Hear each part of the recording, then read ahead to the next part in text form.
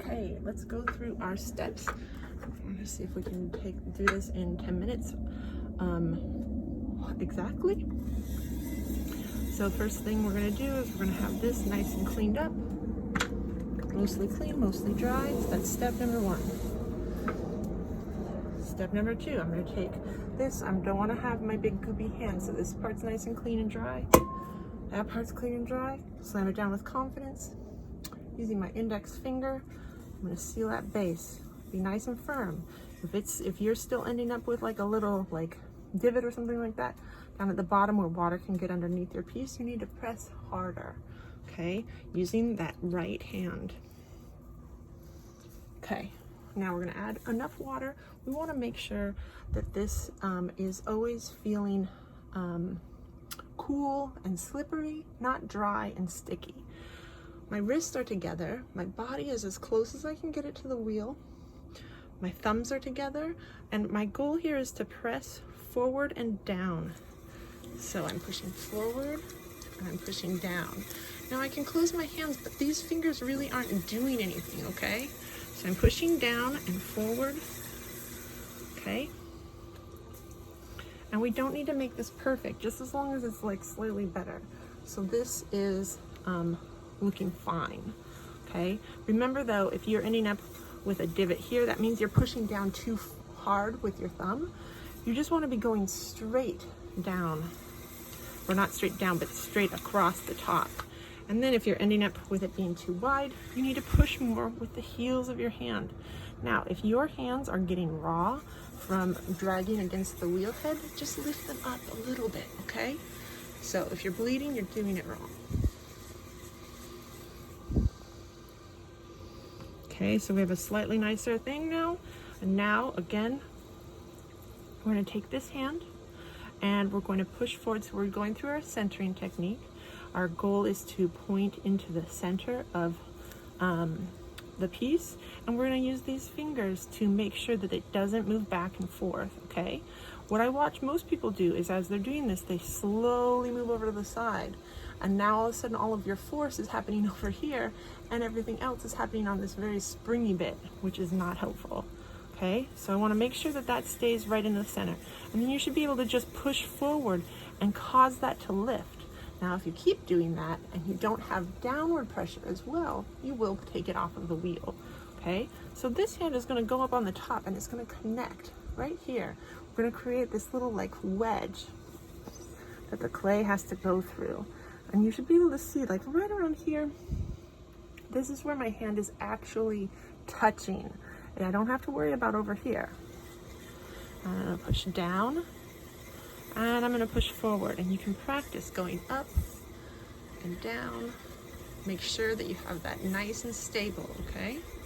Once you feel that being stable, I want you to take your hands off slowly, okay? If you take your hands off too quickly, what's going to happen? Because right now it looks stable, but I take my hands off quick, and it is not stable, okay? Because as we're actually pushing on it, we're actually angling it to the side a little bit, and if we come off nice and slow, then it'll adjust back into the right spot, okay? So make sure that when you're pushing forward, you're not pushing with your arm, you're actually pushing your body against the back of your elbow, okay?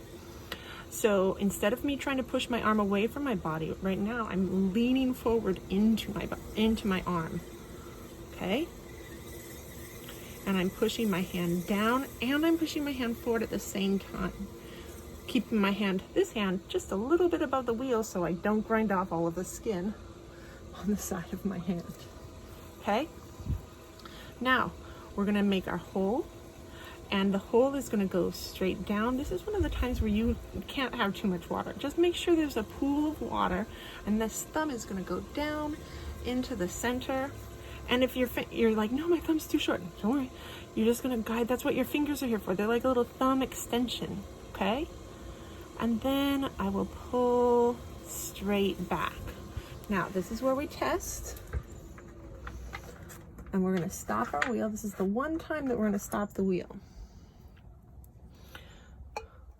Okay, and we're gonna test and see if we have about a finger thickness, okay? Once you get better at this, you're gonna kind of know when you have the right thickness, but it's always good to go and check yourself. Okay, if it's too thick, go back over and push down a little bit more.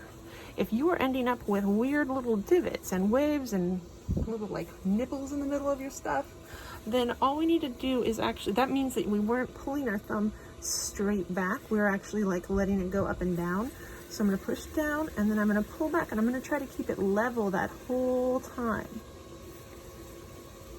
Okay, and if it gets dry or sticky, I'm gonna make sure that I add water. Okay, now we're gonna volcano this in. So our wrists are gonna come back together.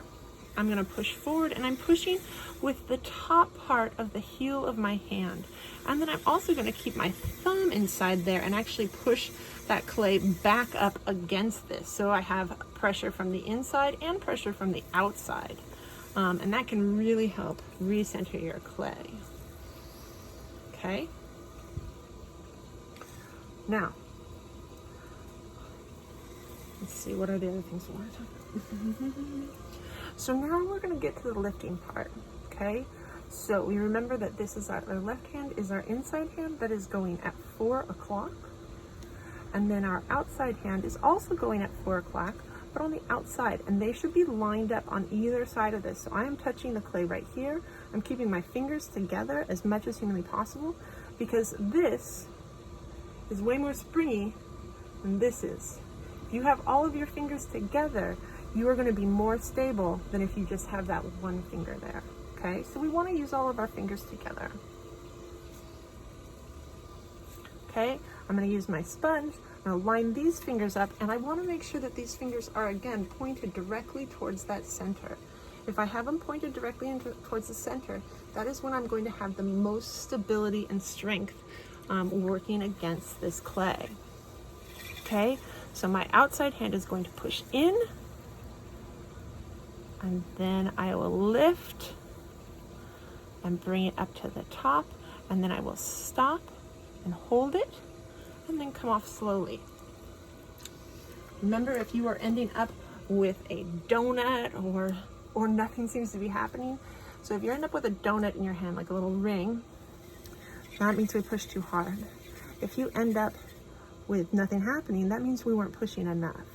So don't be afraid when you get that donut. That's just you calibrating your senses, okay? You now know what too much pressure feels like, and you'll know the minute before it happens, you feel it happening. And now you know what that feels like. So failure is part of the process. It is not a flaw. It is a feature of the process. And we need to fail in order to understand what the limits of the clay are, or whatever. Okay, so I'm going to go back down to the bottom again. Notice how I have my hands touching. Having your hands touching is really important. So make sure that whole time your hands are touching. My fingers are pointed into the center. I'm putting that pressure into the inside. I'm sorry, from the outside into the inside, and then I'm lifting. Okay, and then I will clean that up again. So typically you want to do this, like ideally we're going to just lift 3 times and everything's going to be awesome. But I do want to show you guys. So let's say we end up and we're like, oh, darn it. So that happened because I put too much pressure. As I was bringing my hands in, I continued to bring my hands in until there was no more space in between my fingers. And that's not going to do us any good. Now, in order to clean this up, I'm going to take my needle tool. I'm going to have it level with our thing, and I'm going to bring it in until it touches my hand. Okay, and slowly bring that up. This hand needs to be on the other side of it to support, so I'm going to bring it in, touch, and then lift. Okay, let's bring a little bit more of this clay up. I'll set my rim. I'm going to clean up any excess water. I can use my rib to straighten my edge, or maybe take off some excess clay over on the side.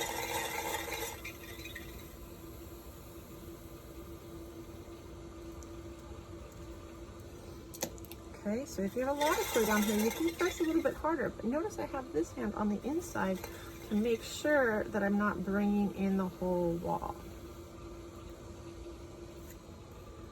Okay, and now we are done.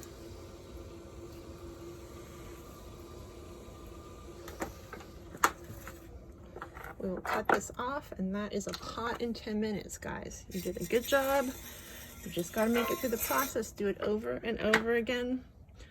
Having gone through the process, you were successful. Even if you don't have a cylinder at the end of your piece, you are still successful because we've gone through the process, and we want to do that every 10 minutes. As you get better, I want you to start doing it at 5 minutes, and at 2 minutes, and at 1.5 minutes.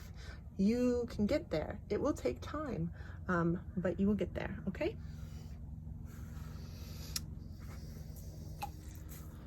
I want to take my pot off, a little bit of water, undercut again.